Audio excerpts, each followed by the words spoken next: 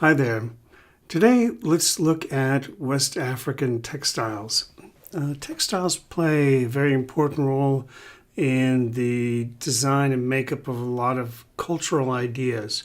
In earlier lectures where we talked about how certain kinds of objects might be a repository for cultural knowledge, textiles play a very important role in sort of maintaining cultural ideas, identities, defining someone's relationship to each other through the use of clothing, design, and textiles are a way of kind of signifying, but also sort of embodying those values and ideas. To begin with, let's just look at a variety of different kinds of textiles from different parts of Africa. Here in West Africa, this is Central Africa, Zaire, or the Central African Congo. Here, the Ettore, who are people who live deep in the jungle, who have and live and maintain a very basic subsistence kind of hunter-gatherer existence in the jungle. They make a fabric there called the bark cloth, which is basically strips of bark that have been pulled off the tree and softly pounded into so the fibers mesh, sort of making what might be called a felt. And that way they're sort of building up and creating these fabrics. These are then painted with natural vegetable dyes, to create a variety of patterns. The designs of these are rather mysterious in the way that they indicate a broad variety of different ideas. They in part suggest the idea of pathways through the jungle, the journeys that people make from one known site to another around their region. In a sense, it's not a literal map, but a kind of suggestion of the ways in which they move through the world. It also, the kind of linking and shifting, changing nature of the patterns suggests the ideas of music, the way that they sing. They have very distinctive ways of singing and interlocking their voices. And these shifting and changing patterns have been used to describe the way people sing in together.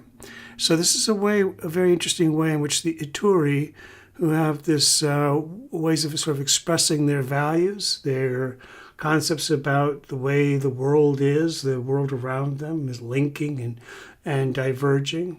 You notice this sort of series of sort of basic patterns that sort of slowly morph from one to another. There's a kind of unity across the whole piece, but there's also some very interesting shifting and divergent areas. Here are some other examples of Ettore bark cloth.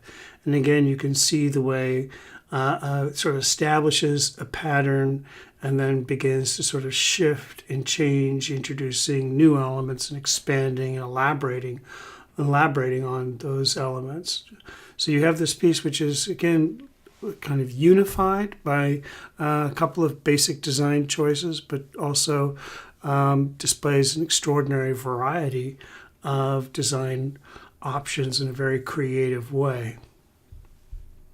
Another kind of fabric which is quite common in West Africa is wax resist. Here, wax is a kind of beeswax, is sort of painted onto white woven cotton fabric and then dyed in indigo and then overpainted. So to create these two different colors, initially a design is painted on, and then then another part of the design is dyed, and then another part of the design is painted on, and then it is finally washed off. If you look closely at wax resist, there tends to be a kind of crackle pattern. And so this is Yoruba. This is a popular cloth that would be worn by people as a way of kind of designing and decorating sort of everyday fabrics. Here's another example of the Adiri Eco. So it's painted with cassava starch as a resist, and the areas with cassava remain white, and the uncovered areas are dark blue, which is the indigo dye. In the 1920s and 30s, Adira was a major local craft in the towns of Abeokuta and Ibadan, attracting buyers from all over West Africa. But by the end of the decade, problems over quality caused the spread of synthetic indigo and caustic soda, coupled with the influx of new, less skilled entrants into the craft, and led to a collapse in demand, which it never recovered. More complex and beautiful starch-resist designs continued to be produced until the early 1970s. It's had some revival from the U.S. Peace Corps in the 1960s, but never gained popularity. One of the things that has sort of supplanted traditional hand-painted resist dye is the sort of artificial resist dye, wax resist dye, called Ankara. And this is really when you see a lot of popularity across all of the continent of Africa now. You'll find people wearing these incredibly bright, vivid patterns.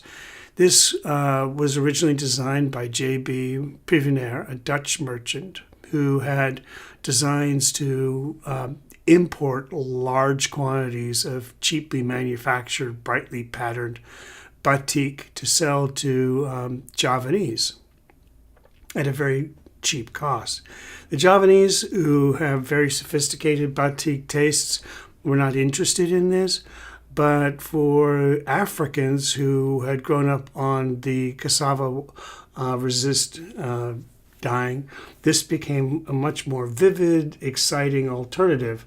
So it became widely popular in Ghana and elsewhere in Africa, and you can still see it in fashions today.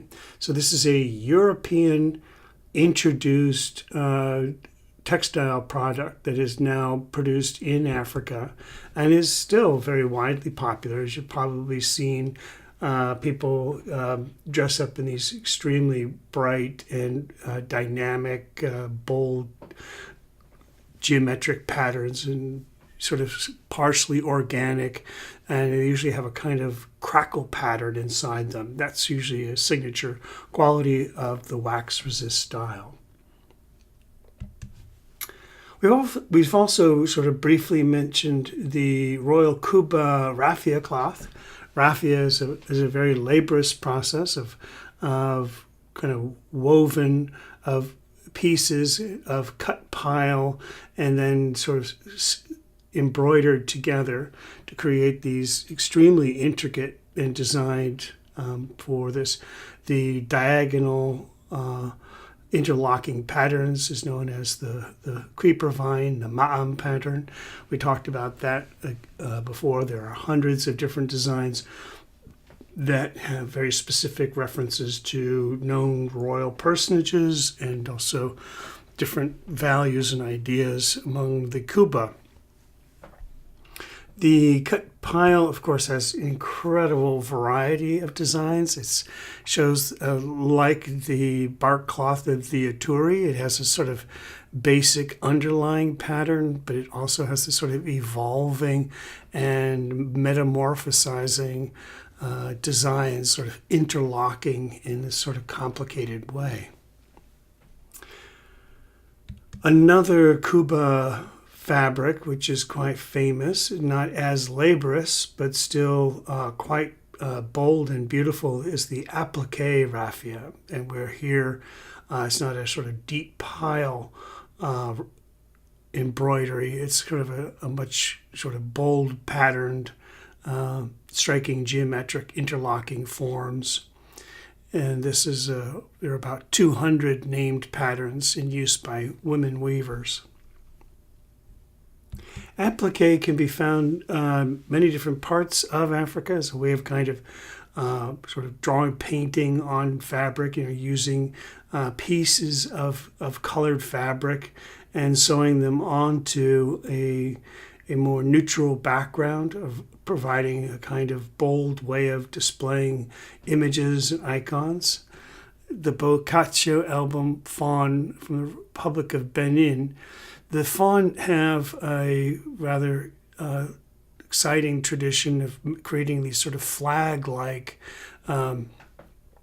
emblematic appliques that are used in display for clans and tribal gatherings, so people can kind of demonstrate their pride. And really the idea was inspired by British and colonial uses of flags, and they felt they needed to create them, that they were something carried into battle, just like the British might during their own political military maneuvers. The Asafo flag of a Fante men's company here is imported cotton fabrics. Asafo means war people. These applique patchwork banners combine a tradition of communication by proverb with military pomp and display. Flags would be created for the installation of a new captain of a local militia company and would be displayed at festivals and funerals. Each unique flag would either depict a historic event, identify the company with an animal or image of power, or depict a proverb or a boast to taunt and threaten other companies. The British flag was used until about 1957, since the flag of Ghana is often substituted, as is no longer a colony of the British. Now I want to talk about weaving. Now we've been sort of talking about painting and sewing and stitching and embroidering different things. Now the very nature, the most basic kind of fabric construction, weaving traditions, which really the oldest evidence we have is in Meroe Kingdom in Nubia, about 500 to 300 AD. We have pieces of fabric that have been found there woven, and they tend to be sort of narrow strip loom fabric. This is a Telem example here, who somewhere between the 11th and the 12th century, the Telem lived in West Africa. And so they probably picked up the technology across the North African caravan trade around 200, 400 CE. There may have been early textiles that, of course, decayed since then. But this is the oldest surviving sample we have of early fabrics in the region. So this sort of what is now southern Mali, right on the southern edge of the Sahara Desert. This is a region that would have picked up the textile making traditions. So as we're talking about textiles, it's very important to have the terminology correct here, and I need to remind myself here. When we talk about warp threads, we're talking about the vertical threads of a weave, and we're talking about weft threads. We're talking about the horizontal threads that are drawn back and forth through the warp.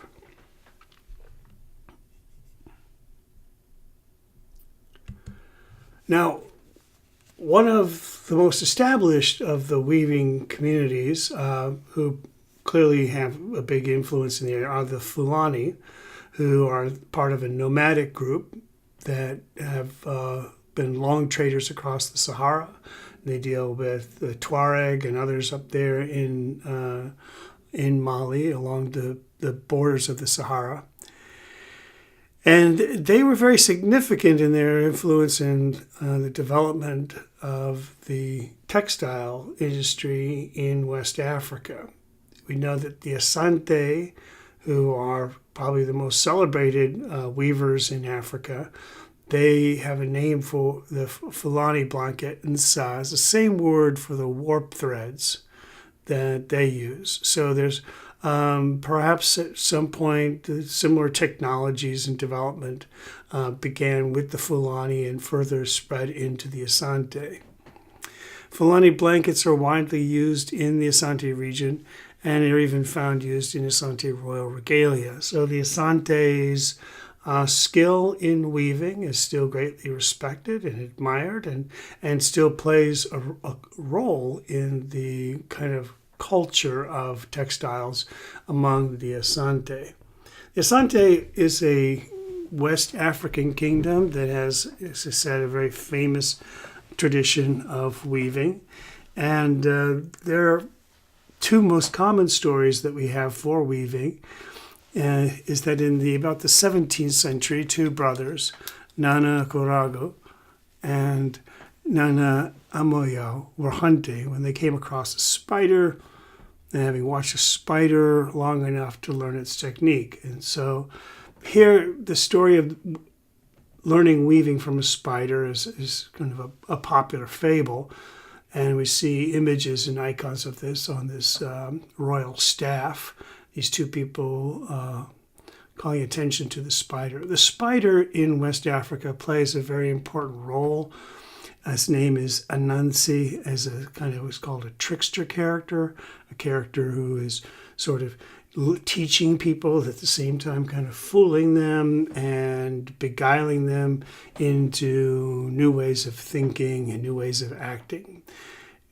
Weaving is really fundamentally different than a spider's web, and so you couldn't really learn weaving from the work of a spider. But the idea of a spider, of course, this idea of a knowledgeable trickster character, does play an important role in African culture. Another more practical legend tells of a man named Ota Karaban who visited Bonduku, what is now the Ivory Coast. That would be further east of where the Asante live today. And he brought back a loom, and he set it up on a Friday. Hence, the name of the loom today is Unsadua Kofi. It is the loom set up on a Friday. Friday is a very important sacred day in this region, which is many cases Muslim, and so there would be Friday would have been sacred for that reason as well.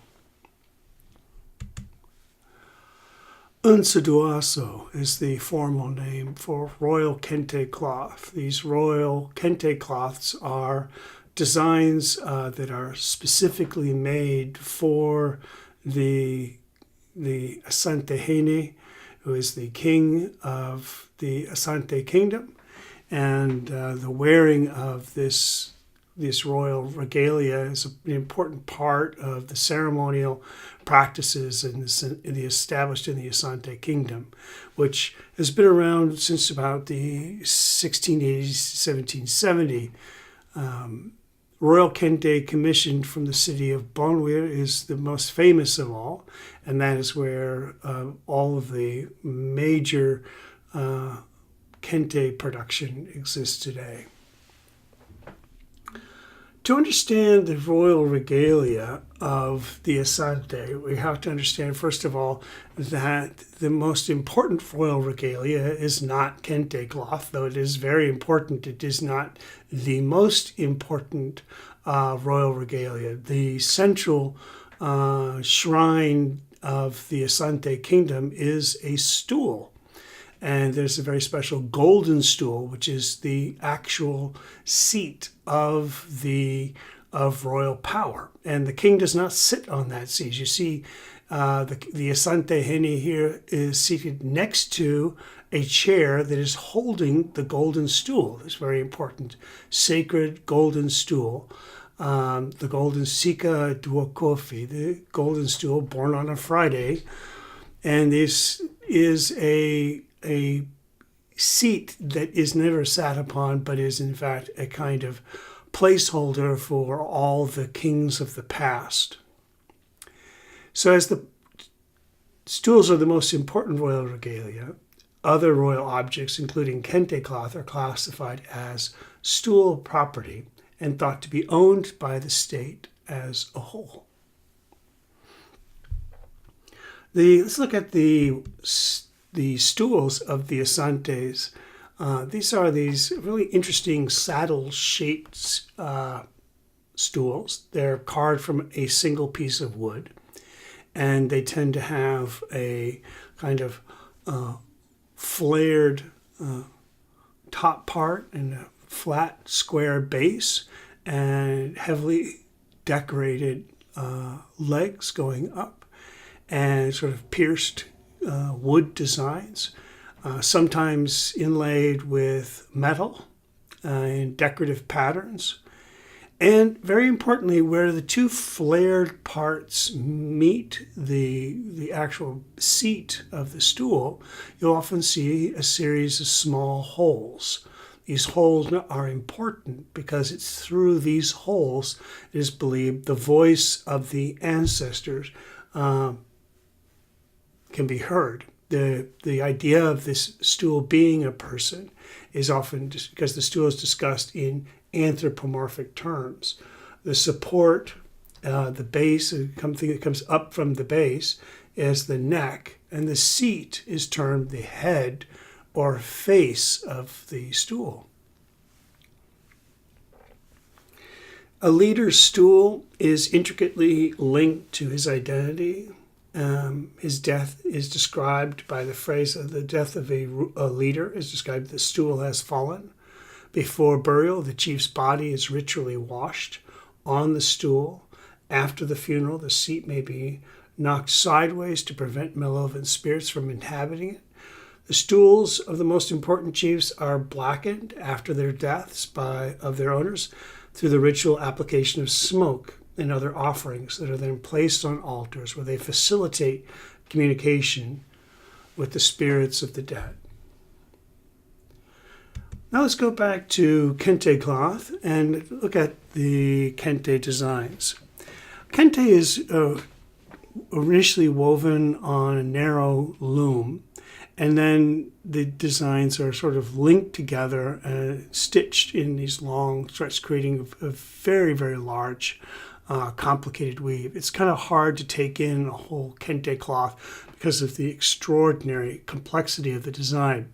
The colors of yellow, gold are now new modern colors, which are extraordinarily popular. You can see here this very intricate, complex woven design, sort of alternating in many, many different ways. So we'll look at it, kind of break down what goes into a Kente cloth. To begin with, there's this, as I said, a very narrow treadle loom that is used in the making. You see how the person sitting here has got foot controls that allow them to apply tension to certain threads, and they can very quickly draw the certain threads down and press the warp threads through. Predominantly, the weavers are male. It has traditionally been passed down from father to son, but only recently have women begun to weave. There has been long-standing tradition of saying that women should not weave because it would make them sterile, unable to bear children. And this one young woman here has defied that idea. She not only weaves, but she is also very proud to show off her many young children. Kente has a lot of different uses among the royal court. Its most celebrated use is during the Kese Durbar. The Durbar means sort of turning out and it's kind of showing up and pledging your allegiance to the king. And during this, all the local chiefs come dressed in their finery and they bring gifts and they swear their oath of allegiance to the Asante. You can see how the royal chief here is surrounded by his retainers. These retainers wear a wax resist dye of indigo, and he is wearing this kind of brilliant orange, gold, and black design. And so the sort of cool colors of the indigo kind of accent the very striking designs of the Kente cloth. Kente cloth is also an important symbol used when there are royal tents or palanquins where the royalty ride to these events, or when they have deceased and then their lives are celebrated. There's a special tent that's built outside the home of the deceased where the body is laid to rest while the funeral preparations are being made. Another very interesting use of Kente cloth is the worship of the Tano River deities. In this case, they set up these shrines, which are usually these large ceramic or brass vessels filled with magical elements. And then these vessels are sort of wrapped in Kente cloth. It's a way of kind of showing that these spirits of the river Tano are part of a kind of royal regalia themselves. You'll notice that this spirit deity is resting on a royal stool, and that there are many ivory and other objects here that would have enhanced the special power and privileges of this Tano River spirit.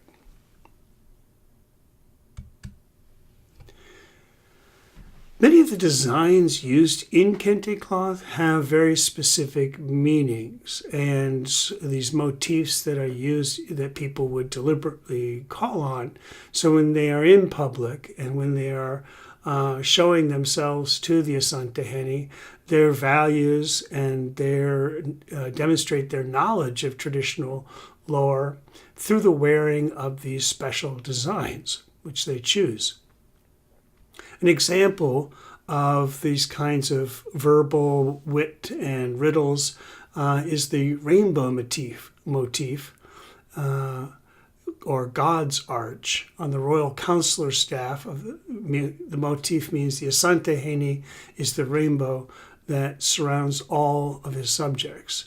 Or in another context, someone might wear such a design as the rainbow motif to suggest the rainbow of death encircles every man's neck. So these kinds of messages and morals are part of the way a person sort of demonstrates their cultural knowledge, and that these ideas are sort of embodied in the everyday, these royal activities, not everyday activities, royal activities. Now, the meaning of a pattern is usually a combination of two different design elements. There is a sort of tighter design element called the babadua, and a kind of looser design element called the aduan, a simpler design element. And it's these two babadua and one aduan that make up this susuda, which is the meaning. So these different parts, these sort of have importance. Now there are single weave and double weave Kente. I've mostly been showing you double weave Kente, but single weave, of course, is much less expensive, much less complexly woven. Double weave really has a kind of thickness to it and an incredible density in the design that it's used for the decoration. So first, let's look at the aduan, the central part of the design, which is usually this kind of less ornate, sometimes just simple vertical lines. And there are a whole variety of these, and each one of them in combination with the babadua creates an interesting sort of counterpoint or meaning. So, like for example, A here, if you climb a good tree, you get a push. And so this idea of community and support and helping others, this would be a part of the message you wanted to communicate. So there are lots of different sort of morals and ideas that can be kind of embodied in these Kente designs. Here's another part of the babadua, and these again more tightly woven decorative elements.